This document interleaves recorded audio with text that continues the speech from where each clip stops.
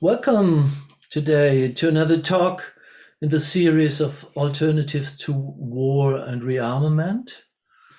I'm very happy that you're here listening and watching, and I'm even more happy to have Huibert Oldenhuis here from the Nonviolent Peaceforce, who will we will talk about nonviolent peace force and unarmed civilian protection, whatever all in that field. Hubert is the head of programming in for Nonviolent Peace Force, and he has worked in the field of peace and security since 2004 in Indonesia, Nepal, South Sudan, and Myanmar. He's also author of various publications on unarmed civilian protection, and he's now in Geneva, as far as I know. Welcome, Hubert. Good to have you here. It's good to be here, Gerhard. And I would like to invite you first to talk a little bit about what does Nonviolent Peace Force do? What is your work? How does it look like? Yeah, and Nonviolent Peaceforce is an international INGO. We are primarily focused on the protection of civilians, and that is always what we come back to. We're also building peace, and we're advocating for nonviolent responses to conflict. We're working in different places around the world, in South Sudan, in the Philippines, in Myanmar, in Sudan. We're starting right now. We're working in Iraq, and we've also recently started working in the United States. We're working on interrupting cycles of violence in the longer term, but we're also an organization focused very much on direct action to protect civilians. We're often talking about direct protection, and some other actors are working more on indirect forms of protection.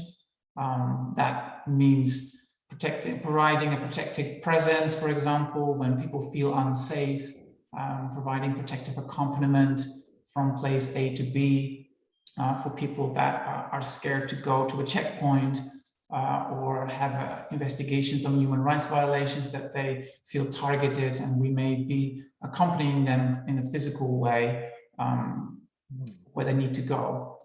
We're doing other work around women, peace, and security. We're embedding our protection work in different ways, sometimes in peace processes, sometimes within a humanitarian context.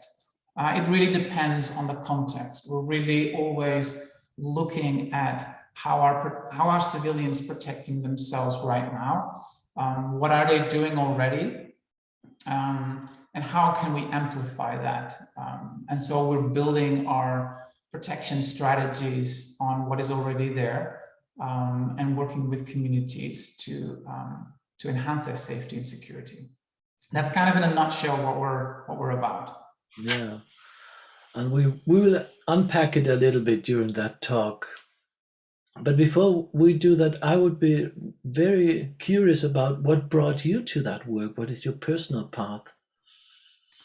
Yeah, I was working in Europe for a car company, and I was not satisfied with that work at the time, and I was looking for different ways of doing something more for people. And I saw an application on in Indonesia with Peace Brigades International, and signed up as a volunteer, and ended up spending about 4 years in with Peace Brigades International in Indonesia. And there I really learned the methodology of unarmed civilian protection, even though Peace Brigades International may call that differently. It was more talking about protective accompaniment. But in essence, that sort of work of being there and providing direct protection to people that feel insecure, feel unsafe. And that's kind of where it caught on. And I've never really gone back from that work. I've made an excursion into the UN, and later on I went back to Nonviolent Peaceforce because I was really drawn to this kind of work. And so it is much more satisfying for you. Is that what is there? I think I it depends on what you're drawn to and what your skill sets are, of course. But for me, the direct engagement with communities, being up close with them, and seeing the extraordinary resilience that human rights defenders, communities standing up against violence. It is incredible what to see communities trying to make a change, sometimes living in situations of violence for such a long time, and finding the courage to do something different. And it's quite inspiring to be around people like that. And sometimes you can do a little bit to accelerate their work, and it's just incredibly rewarding. And for me, that was more rewarding than the kind of more diplomatic process of the international level. And some people are very good at that, and I felt more that affinity with that immediate groundwork. Oh, wow. And I'm getting more and more curious. And could you bring in like a more detailed examples of what you're really doing? I think I have an idea, but maybe it's good to have it more clear. And when you're now talking about the resilience of the people there and of the communities, and how is that working together, I find it the most easy to relate to a very concrete example. Mm-hmm. Sure, and maybe let me say first that we're working in different ways on protection. So we may either directly protect civilians, we may work to build capacities, local capacities of civilians to protect themselves, and we're also working to influence those who have a mandate to protect, or those who have the power to protect, the government forces, or influencing those actors to protect civilians. And we do that either before, in the lead up to escalations, or in the midst of a crisis, or any aftermath of the crisis. And we'll model our work around those entry points.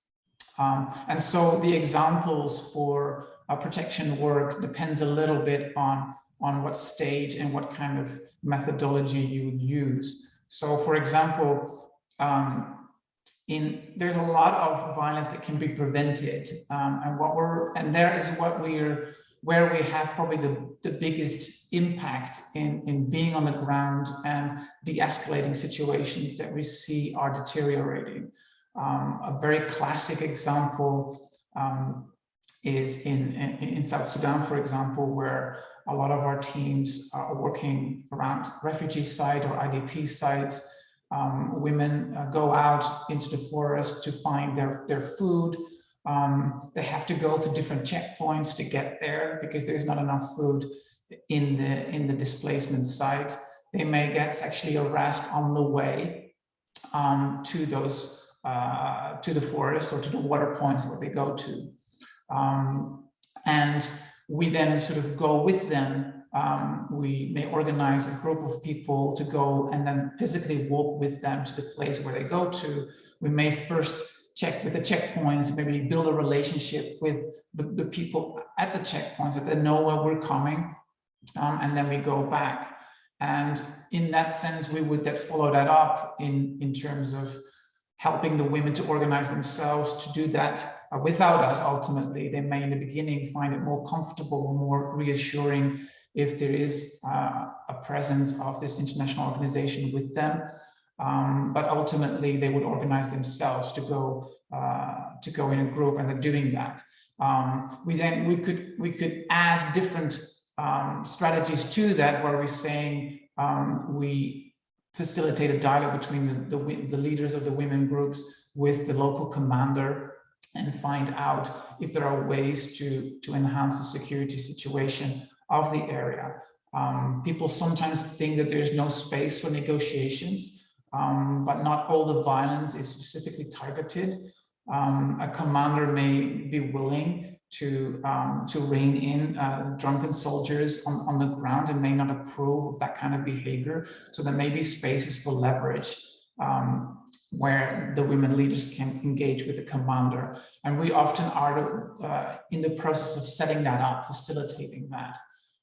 It may be in tribal situations where different clans are clashing with each other.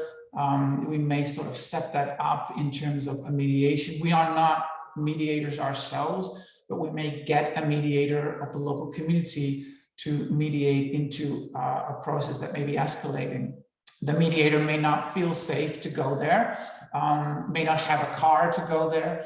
And so we may sort of talk with the mediator, we may sort of go with the mediator, we may drive the mediator back and forth where he needs to go. And we may be sort of present in that sort of mediation meeting where that takes place, just to provide the presence and to provide that sense, that space of safety. And we may then go back following it up. So once there is an agreement between those two clans, you may follow that up with what is happening in the implementation. Are people adhering to the agreements? And then you see that some youth broke the agreement and everything starts building up to an escalation again. And our team would go in then and trying to de-escalate that again. And so sometimes you have situations where this goes on for months, where ultimately the communities get to a place of stability. And often these are incidents that have been lingering under the surface for decades. And that occasional cycle of revenge that sort of happens. And so we're trying to interrupt that and find a different way out of there. There are many more examples that I can talk about, but these are just some examples of showing the type of work that we're doing. I'm getting much more into the picture now. And you said you have the most effect before it's really escalated.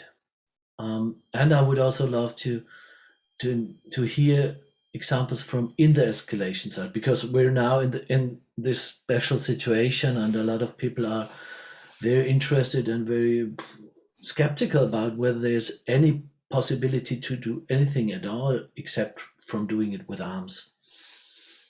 Yes, it's like I said, it is easier for us to work on the preventive side, and but that doesn't mean that we cannot do anything when violence is escalating, and especially it depends on how big it is. I mean, there's escalation of small incidents, and there is, of course, in the situation that you're talking about in Ukraine, there is a larger escalation, and so that also depends on what you're talking about. When I look at the work of Nonviolent Peaceforce in the midst of crisis, it often is about getting people to safety. For example, you have very smaller escalations where armies are shooting at each other. Maybe an armed group is shooting another armed group, and they are clashing with each other. We may civilians lying in the middle of that ground. People get shot, and we have been working to facilitate a temporary pause or a humanitarian corridor to get people out of those areas. Again, we can only do that if we have the trust of those two sides, and we cannot just dive in there if we have not built those relationships. So a lot of work goes into it to build the trust with both sides. We also need to show our non-partisanship, that we are not on the side of one group or the other group. We're not armed, we're not a threat to both armed groups, and we're going in there. So that might be a very kind of small case of getting someone out of a crossfire situation, but that's a case that has often happened with our teams. If I'm looking at a larger escalations, that may not be possible. But there have been kind of, I remember in the Marawi siege in the Philippines, for example, where an ISIS-affiliated group had taken over the city, and our team was working with both sides to get this humanitarian corridor from people to escape from the city. Similar work was done in Mosul in Iraq at the time when ISIS was retreating, and getting people out of the areas, facilitating the people going from one place to another. So as you see, the examples that I'm mentioning is a lot of getting people out of the situation rather than actually stopping the violence. That's really hard to do. And in times of crisis, that's often where our efforts are focused, getting people to immediate safety and not necessarily stopping the violence. I mean, that's very hard to do. And but I think also military interventions are hard to achieve that. Yeah, those are a few examples of crisis intervention, and within there are I would say different parameters in terms of you have like the epicenter of the violence where you're trying to get people out, to maybe facilitate safe houses for people to be in, communicating, giving people the information on where to go to, what is a safe place to flee to if they wish to flee, what are the conditions that they would see in a place where they would go to help them make informed decisions about whether to stay or whether to go and what to do. But there's also, in a crisis situation, often new cycles of violence that are emerging. Big crises often have an outpour of refugees, or people are displaced, moving to other sites. And within the transit sites, there's lots of new violence happening that is not related to the original conflict. But you have refugees being harassed. Sexual harassment is always going up when people are displaced. Campsites, people are traumatized. People trying to maybe forcibly recruit youth from displacement sites. So there's a lot of, you have conflicts between host communities and refugees setting up their tent next to the polluting the water or cutting the trees, and the host community is getting upset about that. So in crisis, you also have often a new kind of violence bubbling up on the perimeters. And if you as an organization do not have the relationships and the groundwork in place to respond to the epicenter of the crisis, there is an easier place to focus on that sort of wider circle of new violence that is emerging in the aftermath of these crises. Yeah. If that makes sense. It makes a lot of sense to not say either we can stop the epicenter violence or we do nothing, but to really see where can we do something, where can we be effective, and to focus there, and to wait and to hope to have to get into also the epicenter, or other organizations, other forces can do that. Mm. And for me, what the question that is coming up, so the one thing is I hear that there's also a lot of humanitarian work what you're doing, really, and so it's really from the human heart coming, as I understand it. Mm-hmm. That touches me. And the question that is also there, so why don't you also use weapons? So if you want to protect people that are going to waterside or something like that, wouldn't it be much more effective if you went in with a weapon and could just protect them in an armed way? This seems like in the conventional wisdom, this seems to be much more effective. Well, first of all, I think there has been quite a bit of studies done that prove that sort of non-violent responses have been more effective than violent responses. But I'm not an academic, and that's just what I have heard from, for example, Eric Chenoweth and Maria Stefan, their studies and other studies.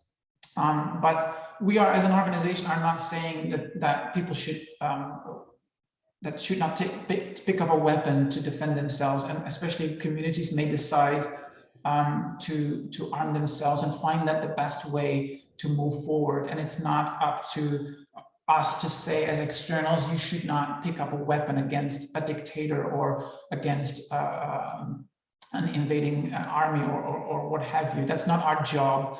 What we're doing is offer an alternative way of responding that does not involve picking up weapons. Because when you're picking up a weapon, of course, you are becoming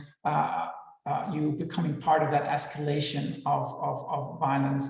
What we're seeing often as well is when civilians are picking up a weapon, armies are very well trained normally. They adhere to international humanitarian law and so forth. When we see civilians picking up weapons, often in the beginning, that comes from a place of like, we need to do something. But it's often without a lot of training, and then people getting to often find themselves attacking the family members of the soldiers and so forth. Before you know it, you're getting yourself very deeply involved into violence, and there's a very thin line there. So there's picking up weapons it's a very difficult thing, I think, to do that well. And so we're offering a different way of responding. And ultimately, we all want to get to a situation of nonviolence. That is our end goal in a way. And so it does make more sense to use nonviolence methods to get to a nonviolent end goal rather than using violence in order to get to a nonviolent end result. Gandhi used to talk a lot about the means and the ends being the same. And I think that's what we're seeing a lot as well in our work, where people, because of you putting a non-violent method into a culture of violence or into a situation of violence, people can see, wow, there is another way to resolve this, because we can see the cycles of violence escalating. One picks up a weapon, that other person feels, you killed my family, and then we're going into circles, and those cycles are ongoing, and we're seeing that in every context. And so we have to do something different to break that cycle of violence. And so we have to be more creative. And so when we're bringing in nonviolent methods into a situation of violence, where people believe that violence is the only way that they can do something, that can sometimes lead to a pause, to a broadening of a mindset where people think there is another way. That doesn't mean that all the nonviolent ways immediately work and we'll live happily ever after. But those interruptions of in the cycle of violence, that sort of broadening of perspective, that's often where the change starts to happen, and where people start to think differently. And it may be just one group, and then another group may be inspired by that. And so that's, I think, the power of nonviolent methods in a violent conflict, to create these pockets of there is a different way of doing it. And I think that is where I've seen, looking at different communities, where I've seen people blossoming, people that were very much involved in armed struggle changed into unarmed methods, and really became incredible champions of that. And it's, yeah, the ripple effect of that is quite extraordinary sometimes. Oh, yeah. I'm inspired and again curious. I'm very curious today. You said that you see these people blossoming from who were in armed ways involved and then changed. Could you bring in one concrete example of that? Well, yeah, I could think of when we were working in Myanmar, for example. I was at the time head of mission of our team in Myanmar, and we were working with communities to help them become ceasefire monitors. That was at the time before the military coup, when there was still a peace process in Myanmar, and people were felt like security was something for military actors. It was not something community should even be thinking about. And so we had a lot of conversations with community leaders, members to be involved in security process. Often the peace process starts, it is driven by military actors, and then it becomes a very militarily flavored peace process. And once the perimeters have been set up, it's very difficult to change. So the intention was to get civilians into this process on an early stage. I remember talking a lot about engaging with armed actors at the time, and people felt, of course, fear for soldiers at the time that had received so much violence from people in uniform at the time. So the thought of engaging with the government or engaging with the military was very scary. And this was a time of peace process where both the government and armed groups were trying to get closer together.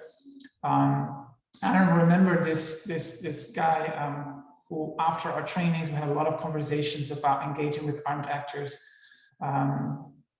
went back to his community, and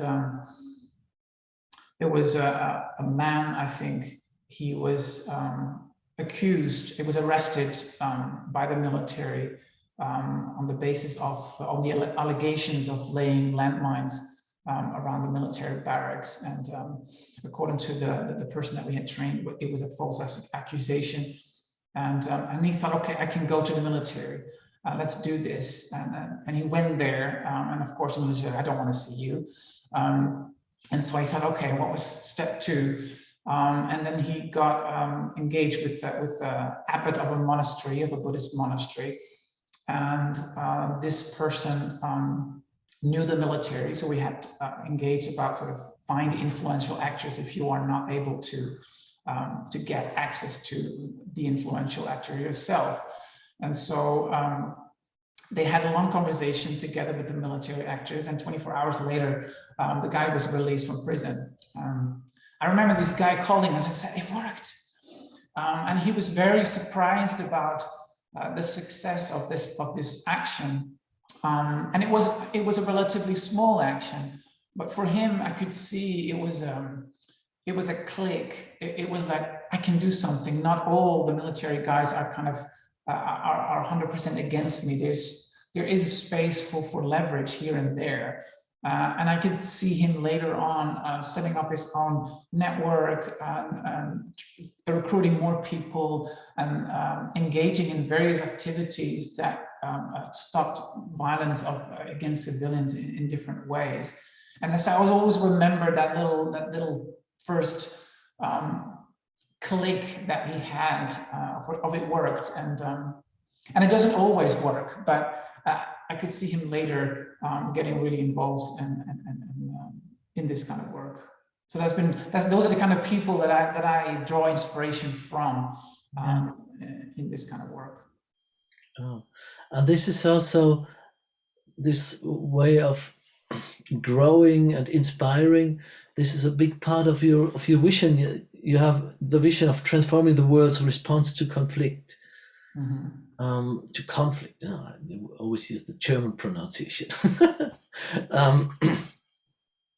And this is, I would like to focus a little bit on that. And how is your vision to accomplish that, to really transform the world's response to conflict? Yeah, that is an ambitious vision. The way we see it, we want to tell a different story about security. Michael Nagler has been talking about a different story of humanity, one rooted in nonviolence. And that resonates very well with myself, with my colleagues here in Nonviolent Peaceforce. And we're seeing that we can tell a different story of security. The traditional story of security is very much rooted in a mechanistic worldview, what Martin Luther King called like a thing-oriented society, where everything is about technology, about things, about weapons, about walls. And we see a different way of a more people-centered story of security.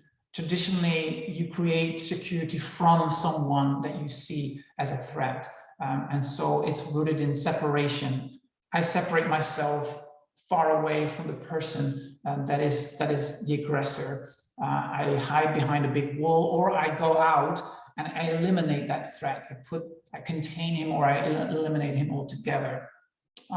So that is very much on sort of the concept of isolation, of elimination, of separation from me, from that threat. And there may be a space for that. I don't want to say that is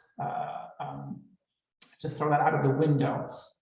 But what we're exploring with unarmed civilian protection is a different way of thinking about security, one that is rooted in connection, in proximity, in getting closer to the threat, in getting to know the threat, if you like.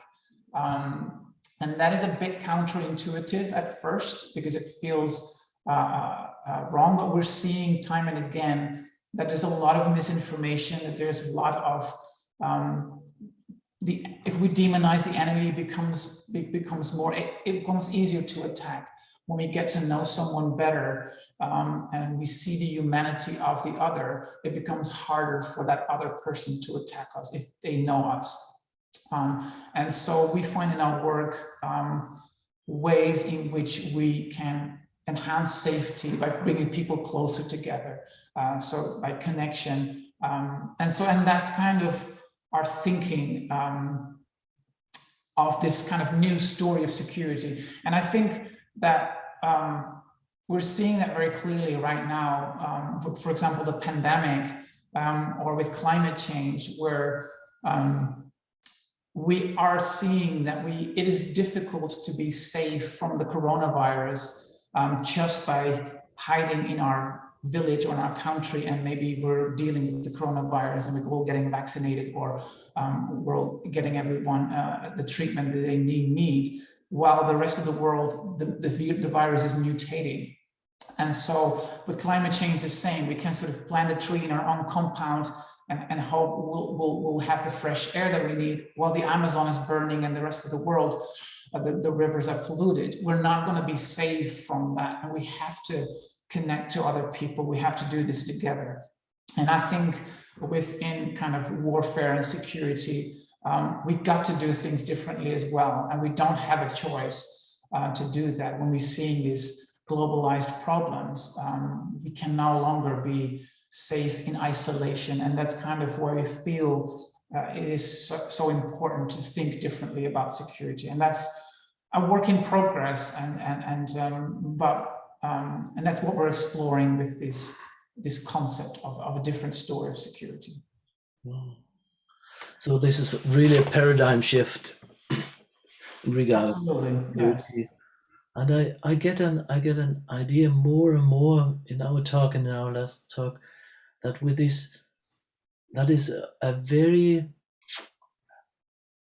it is not the big thing that you're counting on, big shift, but you have a lot of small steps, and really exploring it and bringing it into life so that you can really experience it. This seems to be what you're bringing in what I understand. Yes, absolutely. And I think people are often overwhelmed by conflict, and then the response is I either go and attack the biggest thing, and I cannot do anything, and therefore I can do nothing, and then despair sets in, and people become withdrawn in themselves, and give themselves over to desperation. And that's understandable, and we're seeing that often, that communities have tried different things and got beaten down so much by conflict that they sort of give up hope. And so what we're often doing is bringing that back to concrete steps. So examples of communities where we're always attacked by big bomber jets flying in and bombing the community. Children were running away, got lost, huts got burned down, and so forth. And that happened over and over again. And the community is like, well, we can't do anything because this is too big. And so for us at the time, it was like sitting down with the communities and talking about, okay, we cannot stop this. And we're also, you cannot stop this, we cannot stop this. But let's look at the response. Can we get faster support when this happens? Can we organize ourselves better? So when we had that conversation, the teachers went to talk to the children. So the next time this happens, you all go to this place. And so when they did that, less children got lost the next time it happened. The village leader started to communicate with organizations that could help him rebuild the community faster after the event was taking place. So this is kind of bringing it down to concrete steps and not thinking we can solve it and therefore we cannot do anything. That was very empowering for people. Similarly, I remember the Rohingya youth in camps in Bangladesh after the tragic events that happened in 2016 and 17. Getting them to do something to help the people within in the refugee side at the time. What can you do to facilitate? People were getting treatment and the wounds were festering, and they didn't know that they could go back to the medic, and it was a foreign medic and it was a bit scary. And so those youths started to sort of get people from A to B and saying, okay, who is in need, we'll get. And I could see the how that changed those youth, that they were moving from being victims that can't do anything to we can help our communities. And it wasn't sort of pushing back on the whole conflict. It was just helping people around themselves that needed some more help. And so I think that's often what we're trying to do when we're breaking it down. Yes, you are not ready for engaging with the military, actually, like the guy in the example from before, but you can go to a victim's family and say, okay, sit next to their family and hold their hand of a person who is in the hospital, and you can start there. And what we're seeing often is that when people do those little steps, that they're getting into, I can do something, and they can see the impact of that, even if it's very small. They're often saying, hey, wait a minute, I'm sitting here next to the bed of the survivor, but I can see that they need this, and I can get that for them because they need a permission to do this. And they start engaging with another person. And before you know it, they are doing more and more things. And they're often more capable of actually responding to different things that they had thought before. And so it's a matter of building that confidence in people that they can do something and to start where they are. And it doesn't have to be a big spectacular action. It can be just next to you. And I think it's planting those seeds, what that really kind of triggers people. And that's kind of where you get those examples of people that are snapping out of their inertia or their feeling of despair. You give them, you're helping them to get that wheel rolling, so to speak, and that engine started. So that's. Wow. Is it that what keeps you going as a peace worker?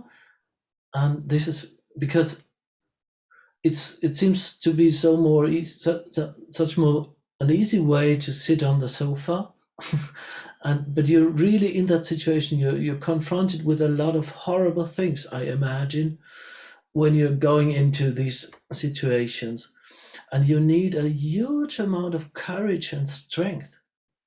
Where do you get it from? And you don't need it for just 2 weeks, but for a very long time, and pushbacks and get up again. So that's I'm really inspired and touched by that, and I would love to hear a little bit more. What keeps you going? What keeps your colleagues going? What is it?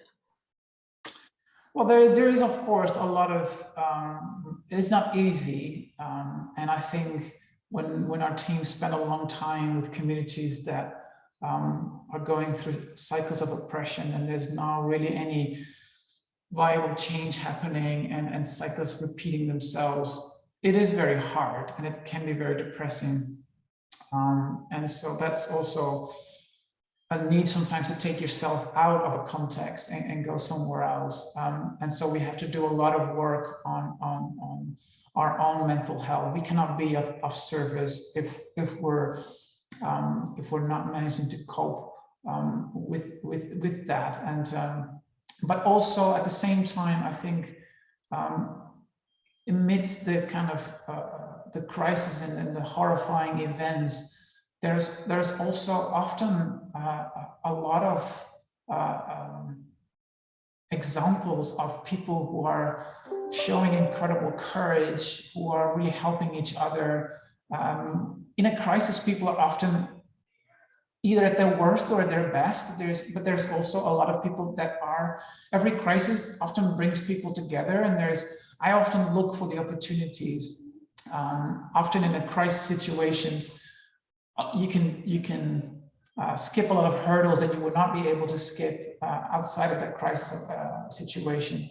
So I get a lot of encouragement personally from those actors who are standing up and doing something, but also just the fact by being with them. And I think the appreciation of people for that you are with them, and you often feel you have to do something more. I'm not doing enough because look at all this mess, and there's nothing I can do. There's nothing I can say. Why am I even here? But sometimes it's really enough to be there with people. And I think in our modern world, we're very used to doing more things and ticking off more boxes and sort of showing our track list of achievements. But there's a lot of power in just being there with people. And that is an incredible outcome in itself sometimes, and finding that human connection. And I think when you find that connection, you get a lot back from that. I feel often I get more back from people than actually I can give to people. And so that is inspiring me. And I think when you keep your heart open to those human-to-human connections, I think there's a lot of inspiration to be found.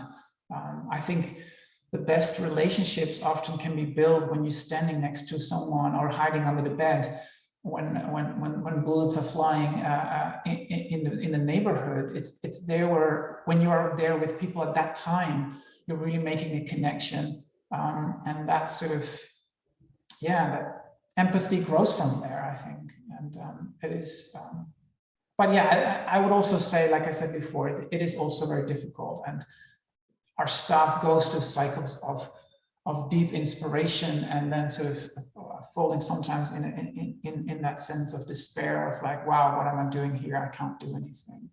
So it's not a straight line. It comes and goes. No. I'm tempted to leave it there, because with this very human thing, and I'm inspired by it, and I would say this is a good closing. But I would like to ask you one more question. Sure. What do you think is a good thing to do if I'm listening and I want to go also one step into the direction of a non-violent world, or to support you? What would be a good step? Well, I think finding out what resonates with you first. I think there are people who are really inclined to,